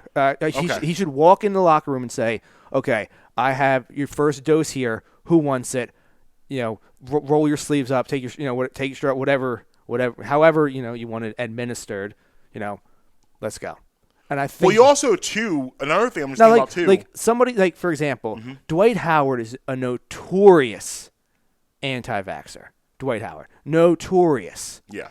Whose teammate is clearly having some after effects of the virus right now with Seth Curry. He's back, by the way. He's good. He's good. But we're good now. But there was clearly. Yeah, there was definitely. Yeah, he definitely has some lingering effects. Absolutely. So I'm just like you said, you're not going to get everybody to do it, but right. I think that you need to push it towards the top of the line. Think of 75% of advertising during the pandemic for sports disappeared.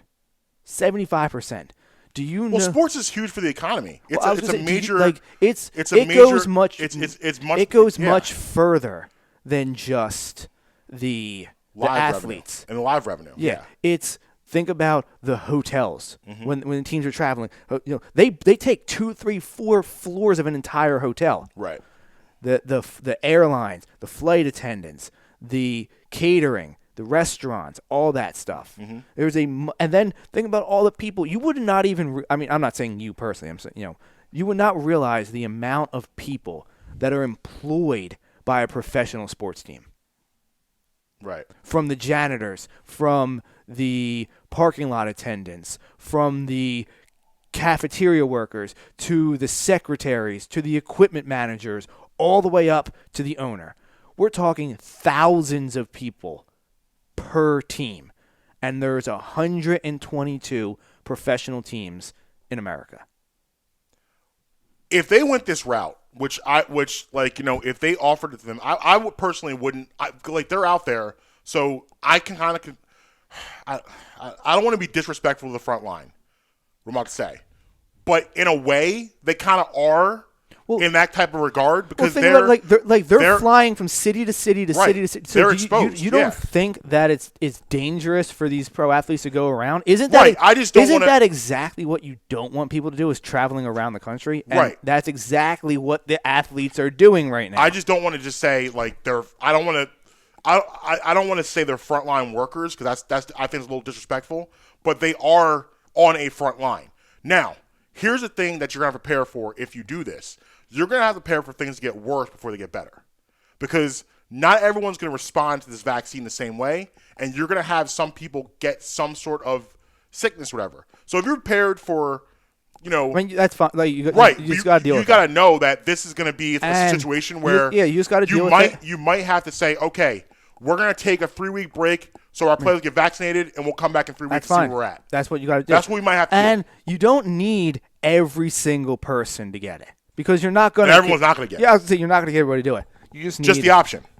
You need. Because there's going to be people that do it. Yeah, of course. Absolutely. Yeah. And you just need enough of them. Conversely. Well, if the media is getting to the head of the line, the athletes get to the head of the line too. No question. So also, a lot of people who aren't going to get. Now, I'm on record. I say it all the time. Second that they're like, yo, Justin, come in here and get vaccinated. You're in. I'm in. Yeah. I'm in. Sign me up. Right. If I get there and there's people outside being like, oh, with the signs like, don't get it, I will roll my window down and point and laugh at them the whole time into my parking spots. Like, I'm definitely going to get it. However, I say all of that to say this. Wouldn't it be better for the people that don't want it to see LeBron James and Giannis and Steph Curry and all these other guys getting it? I think too we need to be respectful though to the people that don't want it because honestly, there's a lot of people that don't want to get it just because they're like, well, I'm not getting it. And if they knew everything about it, it might change their mind. Well, I'll say, listen, the approach for vaccinations with anything has always been wait and see. It's always been wait and see until now. And that, I think, would give a lot of people cause for pause because usually it's all right, we're going to see how this plays out. All right, everybody good? Okay, now we'll go get it. But now it's like, no, get the vaccine, get it, you want to get it now. And I understand because people want to get back out of the house, people want to get back to their lives. And, I get that. But also on the same side, for me, and, we're going down a rabbit hole here, but, the government, I understand a lot of people why you don't trust that. And you're like, I don't know. I don't know if I want to do that. I ain't going to be here. I know, I understand why people feel that way. Because I'm not gonna be here. Yeah, because me, I have my reservations. Amber has her reservations about it, and I'm not gonna be in that first batch. I ain't gonna do that. Because I am a person that I'm naturally cautious anyway, and at the same time too, just the timing of everything for me don't exactly add up. So, the math don't work in my head like that. The way the timing of this whole thing was rolled out. You're talking about something that wasn't supposed to be seen until fall of this year, and it was done 2 months ago. That to me is a little strange. And like, I don't know if I want to be in that first batch getting that. That's just not how I roll. But I can't fault you for wanting to do it. Like everyone has to do what's right for them and think for themselves. You know what I mean? Yeah. Like I said, I just think that you should give them the option. I agree. Because I agree.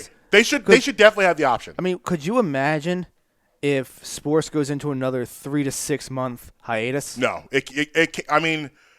Listen. It's hard. It's hard. I would love to because see the people that were hardcore sports fans before that, and then when sports went away, discovered other things to do, other hobbies, and they're just like, well, I don't, I'm now a casual sports fan. The only cool thing about when sports stopped is you got a chance to watch some things back. They were doing a lot of reruns of cool moments through sports, so that was cool. But it was tough, man. And like, if you're gonna have the people out there saying, "Oh, it's just sports," you don't understand what sports does for people. Like, it's an emotional connection, and for a lot of people, it's a comfort. And it felt good when everything started to come back. It started to feel like life again.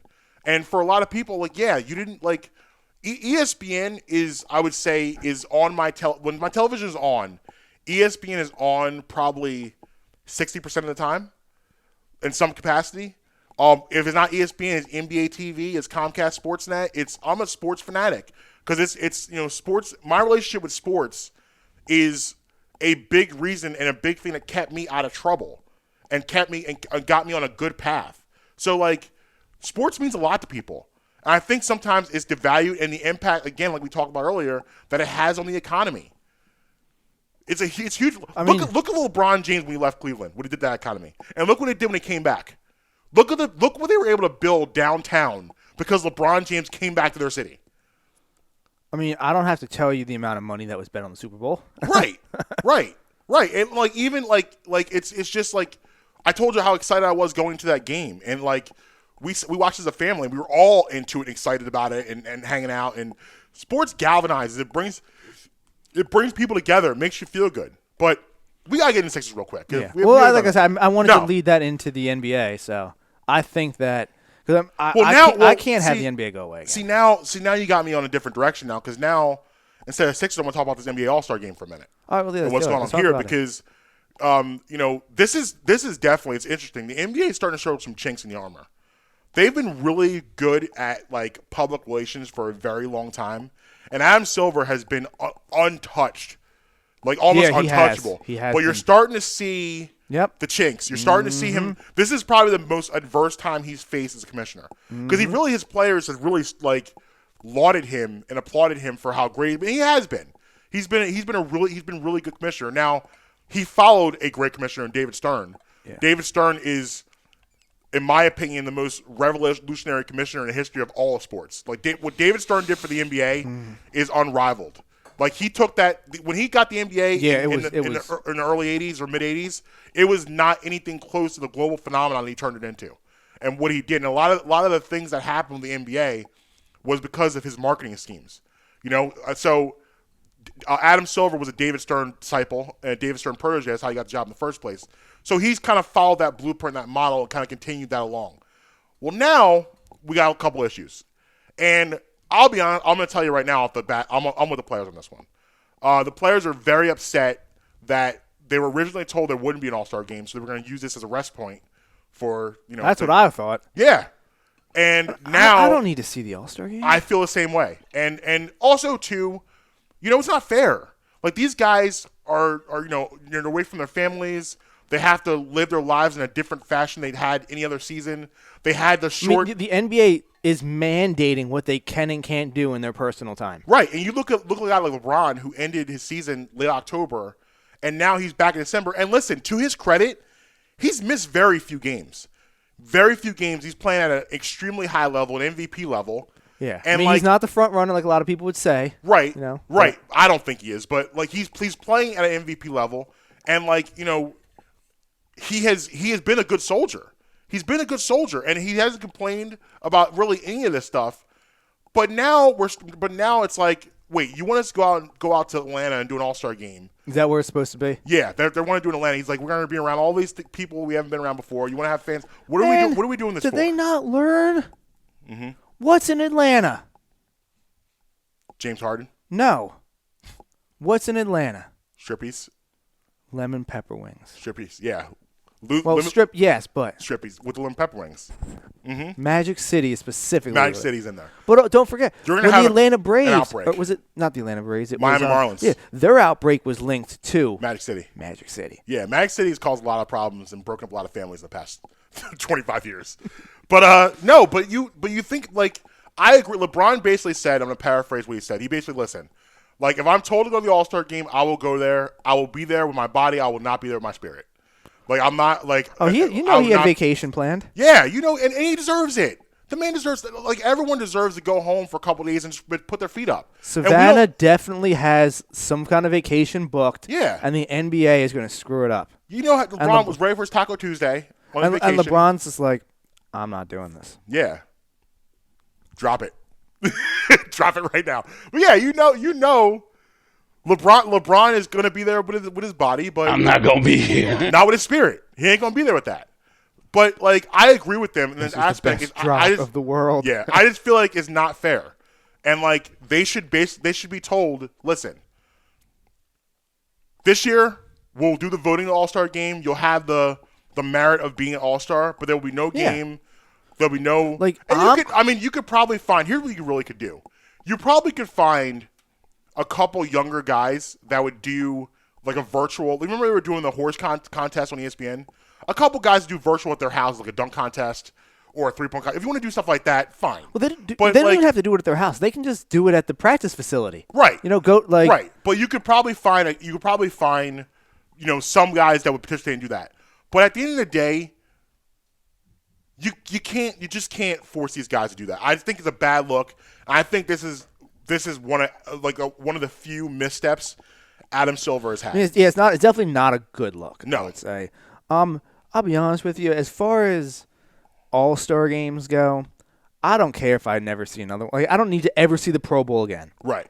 If they want to just make the Pro Bowl an honorary award, I'm cool with that. I don't need to see the Pro Bowl ever again. And I know there's a lot of fans that feel the same way. Yeah, it's bad. Now, my favorite part of the NBA All-Star Weekend is the skills challenge games. Me too. I enjoy All-Star Saturday Night way more than now. Granted, I will say the way they did the All-Star game last year, with the fourth quarter being to like a score, I think they did. Yeah, it was to like a certain score. I think it was the 24 or something like that, wasn't it? It was something for Kobe. Well, they did the first three quarter. Maybe every quarter was to a score, but the fourth quarter they did something to like I think it was to a score or something like that, a final score. Or maybe you had to win by 2.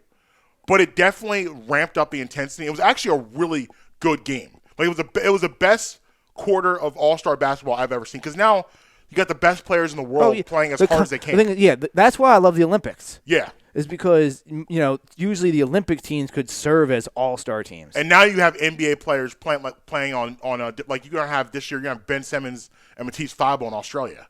Like you have really good players playing on different parts of the countries and continent. So like that's super cool. I mean, think about Spain when they had the Gasol brother, both of them. Was it France that I believe had Serge Ibaka? Mm-hmm. But back to that Spanish team though, they had both the Gasols. Yep. They had Ricky Rubio. I was gonna say Ricky Rubio when Ricky Rubio was Ricky Rubio. Yeah, there's other countries that have stacked like Australia. Mm-hmm. Ben Simmons. I mean, I don't know if. I believe Kyrie is slated to play for Team USA, but I mean they could get Kyrie. Yeah, Kyrie. He was born in Australia. Yeah. It's just I'm with you. I don't need to see the All-Star game. I don't need it.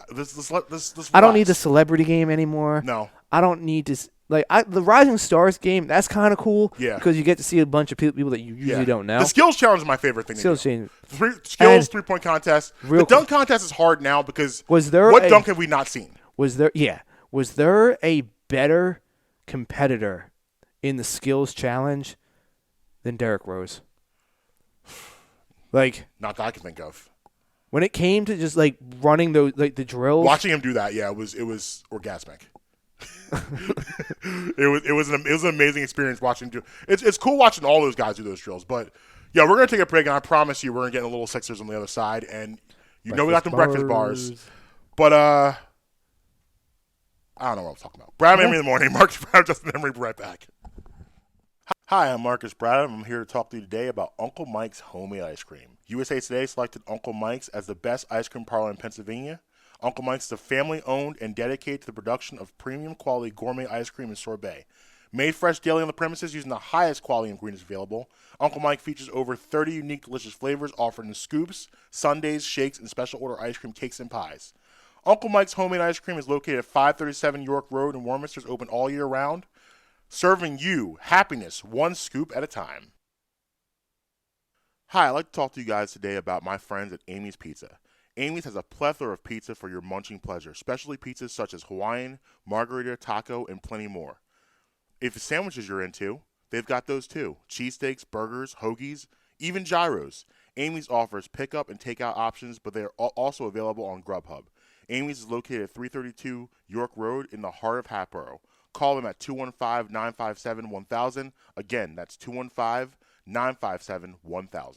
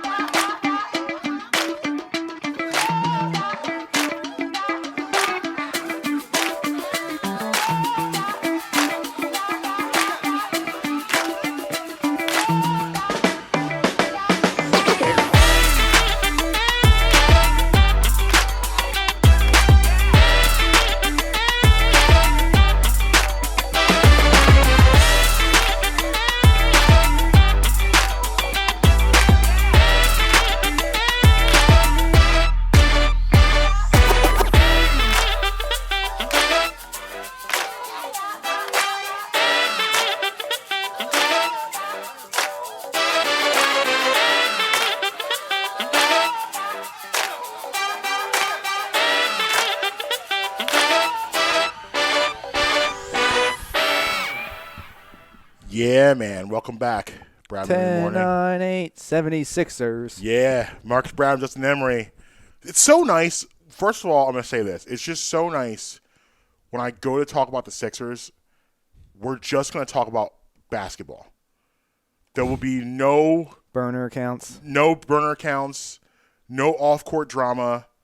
All we're simply going to talk about is basketball. Last night, lost last minute of the game. Carmelo Anthony takes it back to 2011, gives you 17 in the fourth quarter. I was so hyped to watch this game. I was like, yo, I'm definitely going to stay awake for it. I caught the first 5 minutes of the game. And it was a wrap. I woke up and I was like, all right. I woke up like, I don't know, 4:30, 5 o'clock. And I was like, let me see the score. I'm like, I lost by 4. But my thing is that I don't think that the Trailblazers are a good matchup for the Sixers, is what it just comes down to. You're reading my mind. And I don't think you're going to have teams like that that you just don't match up well with. And, like, that's kind of what this is that. I mean, the Buccaneers against the Chiefs. Right. If you think that the Buccaneers are actually a better team than the Chiefs, you're mistaken. Like there's a lot of talent on the Buccaneers, don't get me wrong, but not like the Chiefs have on offense. Right. Just like I just don't think the Trailblazers match up. The Sixers just don't match up well against them. It's got to get matched up. Trailblazers are a team that live and die by it. And listen, Dame Dollar took for anyone. And Ben Simmons did a great job on him last night. Yeah. Held him to Dame had 17 in the first quarter, 11 for the rest of the game. On I think something like 2 or 14 shooting or something crazy. And the thing about the Blazers is they lead I guess I'm not sure if it would be lead or last in turnovers. Like they just don't turn the ball over. Right. So it's a lot of possessions. It's you got to work them. I'm not worried. I'm not worried about it at all. Not worried at all. It's not something. And honestly, like they could have won the game. Like Seth Curry gets a go ahead 3 with like 22 seconds left. It's just got an unlucky call with Toby went on Carmelo Anthony at the end of the game. And that's going to happen. I mean, you're 0-2 against the Trailblazers this year. I'm assuming that you won't play them again this year. I don't think. No. So you're 0-2 against them. If you ever see them again this season, it'll be in the NBA Finals, and they're not going to be able to do that. Embiid over 7 games is wearing out anybody. Right. Simmons, the way he's playing now, the way he's playing right now, over 7 games, I have no complaints. wear you out. No complaints. Tobias Harris over a 7-game span. This team will just. I'm not sure. And you were missing Shake last night too. You're missing Shake outside of maybe the Lakers. I'm not sure of a team, and I think like in a 7-game series, I'm not sure of a team that beats them. The Sixers have a shot right now to ruin the NBA. Yeah, I mean, don't get me wrong. I don't. I'm not. Because what does the NBA want? I don't. They want the Nets and the Lakers. Yeah, that's what they're called. They want the Nets and the Lakers. That's what they want. I can't. They don't want see, the Sixers. I'm not sitting here saying, give me 7 games against Kevin Durant, James Harden. If I can avoid that. I'll take it. I'm not looking forward to that. But they don't scare me. What did I tell you when that trade happened? They were going to implode upon themselves. I agree with I don't. James Harden and Nets to me. Well, they're just too top heavy. And what did I tell you about crazy Kyrie? Right. And they're gonna have to. Here's the deal. Is they might have to make a major decision of trading a guy like Joe Harris to get some more big man help. Because as good as Joe Harris, as a nice of piece Joe Harris is, he's not going to help you in the playoffs. Because who are you going to get? Because now, if I'm the Nets, here's the deal. If I'm the Nets, I'm looking at the Sixers saying, okay, this is a team we got to figure out a way to match up better with. We can't. I don't think they can rely just on their big 3 to beat the Sixers. I just don't think they can. I don't. My thing is, who are they going to go get though? Well, they traded. The thing is, they traded away their big man to get. So who out there is a big man that you can go and get that is available to be on the move? It's a great question. Like there is no big man. That's a great question. I don't know who they would try, but they got to be looking. They have to be looking at something because you can't. Embiid's gonna average 40 against them in the playoffs. Yeah. In a 7-game series, because what you have DeAndre Jordan, who is a shell of himself. Done. And then you have Jeff Green. And done. And that's not – even in Jeff Green's prime couldn't guard Joel Embiid. That's just not going to happen. So, I don't know. But here's the thing I will say that I love about the Sixers that I think is way different than what we've seen in the past. We've seen the Sixers play this well at home before, where they've looked really, really good at home. What I like about what I'm seeing is the consistency of the home and the road. This looks like the same team at home than it does on the road. Yes, they lost last night. However, they look exactly the same. You're not seeing differences. Every guy is performing basically at their same capabilities at home as they do on the road. This was a horrific road team, right? Oh, horrific abysmal. Road team. Abysmal road team in the past couple years under Brett Brown. Could not win on the road. This team now is performing on the road. You're getting quality road wins and beating a team that you should beat on the road also. Yeah. And again, it's the consistency. Yes, at home, that should be your advantage. Absolutely, right? That should be the advantage. You would assume. Yeah. So one would assume. Because that's the advantage, and that's the thing, that's what you have, then yes, you should be better at home. However, you shouldn't be imploding on the road. And that's what was happening is they would go on the road and implode. But well, that, and I, real quick, because I'm, about to get to it real quick, but that comes really back down to coaching. Like, the coaching could not hold them together on the road. Right. Because, and I mean, there's video of Embiid, I believe it was in Minnesota, but, the night before the game, he's out by himself at the casino just playing cards. Now, I'm not saying that you can't do that. Brett Brown was a camp counselor. But my point is that Brett Brown had no control. Yeah, it was over a summer camp. It was a summer camp. Real quick, forget the breakfast bars. Yeah. So Seth Curry right now is on pace to do something historic. He's on pace. Yep. Right now he's 50-50-100. 50-50-100. But he's on pace to be a 50-50-90 guy. Gross. I like it. Yeah, I mean I was worried about him for a stretch after COVID. Well, now that football's done, Monday we're gonna have heavy Sixers talk. I want to talk a lot of Seth Curry because I love me some Seth Curry. And we have a surprise for all of our listeners that we're gonna unveil on Monday. Yes. Cannot talk about it right now. But listen, it's Friday, so you know what it is, right? Has to happen. It has to happen. Is what we do. You want to call it Freestyle Fridays, you can, but we refer to it on this show as Breakfast Bars. And we got my man, JJH. What's up, bro? Yo, what's up, bro? How you doing? Man, I'm doing well. So, first of all, we always, before we get into the reason why we're here, what projects you got coming up? What you working on? So, I'm actually working on my album right now. I'd say it's about 80% done. Should be coming out within the next couple months now.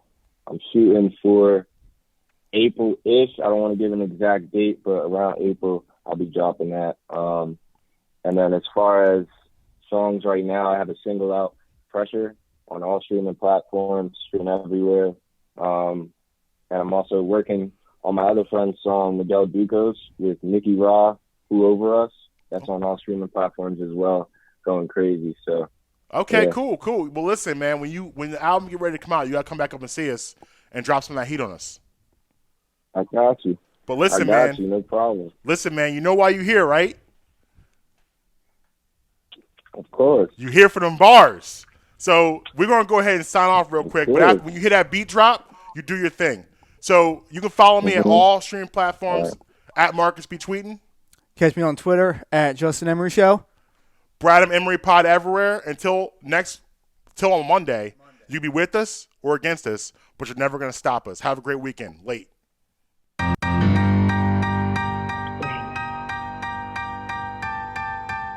Okay. Yeah.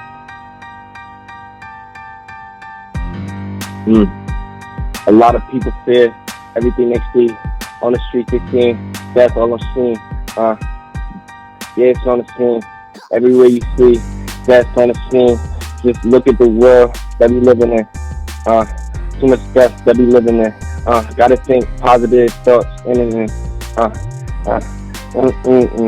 Look, hold on. Look. Okay.